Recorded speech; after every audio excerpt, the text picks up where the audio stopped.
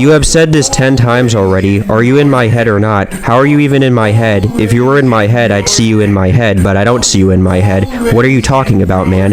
What are you talking about? What are you talking about? What do you mean? What do you mean by that? What are you talking about? What do you mean? What are you serious? Oh, cool, you're in my head? Well, I might be in your... He is a Mr., but he is also virtual. Mr. Virtual. Mr. Virtual is definitely something, to say the least, and I have no idea how to continue off of this, so instead of me talking for like 20 seconds straight, I think we're gonna get into it right now, actually, so I can say some stuff, because I have stuff to say. Oh boy, this is quite a story. When I first read it for the first time, as of today, I was just a little like, what the fuck did I just read? And you'll understand what I mean by that. So, Mr. Virtual spends his life, or V spends his life at the carnival, and he's getting sick and tired of it, and decides to burn it down, and he becomes the V killer, going around killing people in some, ways, we'll just say that. So Luther Arkwright,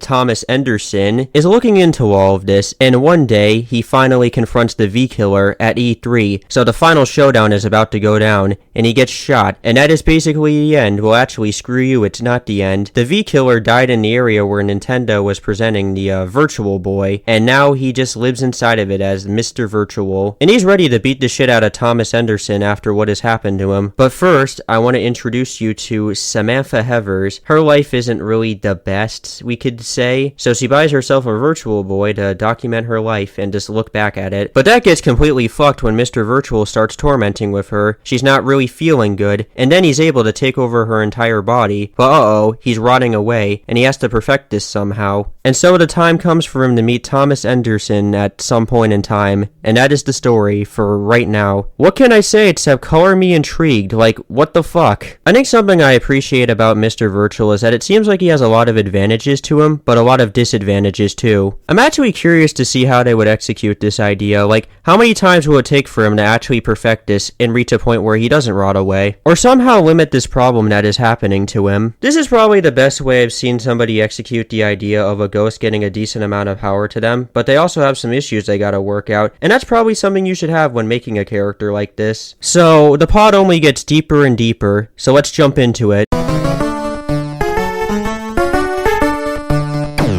Let's talk about these two a little bit more. Samantha Heavers is kinda socially awkward and rather would just blend into society. They used to not be that way, but, you know, as time goes on, I guess things just happen. Her family basically kinda just despises her, and her girlfriend and her just kinda broke up. So now she spends her days working at an office. But now getting into the best character of Mr. Virtual Cinematic Universe history, Thomas Anderson. He just drinks his worries away. He's fallen off, and I feel for the man. But what about the red man himself, Mr. Virtual? There's a few cool things to get into, but there is one I do want to mainly get into. If Mr. Virtual tries to take on the appearance of another character, he will have the ability of that character, and that could be a disadvantage or an advantage. I have really not much else to say. He once had a pet rat. He's like 40, I'm pretty sure, which is crazy. Actually, he might be 70, but that's just something I kinda can't comprehend. People thought he was the devil. Sometimes I just learn the most crazy stuff ever, I guess. I think that might just be enough for one day. Yeah, that's some neat stuff I learned. But now let's get into his design. I am not saying anything about this, but as for this, Mr. Virtual used to look like this, and to be frankly honest with you, I just don't really like it. It's just red MX, I'm being straight up honest. So I like that it was changed into this. How do I explain this design to you? There are certain things that I did not notice about it. It's kinda like a skin suit. There's like a jaw inside of his mouth. And not only that, his hair just comes out of his hat. And also, I can't forget the shoes. They're like elf boots for some reason. And some of these details are just kinda oddly fitting for the design. It kinda gives off like this early internet feeling to it, and it's something that I kinda vibe with. Also, those fingers, why are they so long? Can't forget about his like true appearance. Yeah, you could definitely tell this guy's been through some things. Kinda just love his Jeff the Killer somewhat appearance.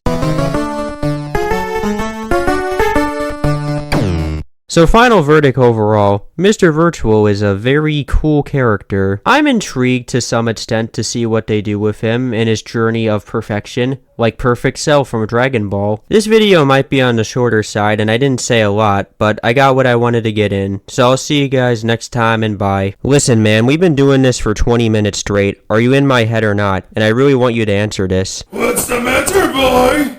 Don't you recognize your own girl? Oh, you got to be fucking with me. I'm in your head.